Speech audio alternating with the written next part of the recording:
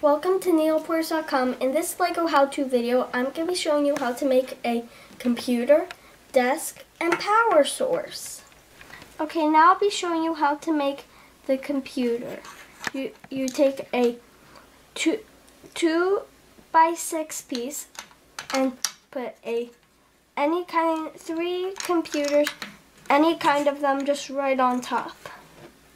Okay, and now I'll be showing you how to make the desk. So you take two 1x6s, stack them on top of each other. Then you take a 1x4 thin and put it on there. I'm using this piece, but you can use a 1x2 thin and just stick it on the end there, and you are finished.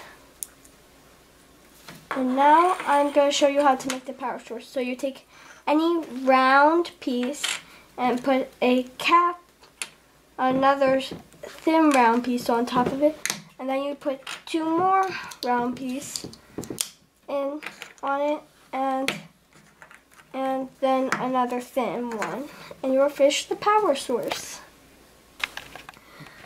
This concludes this LEGO how-to video.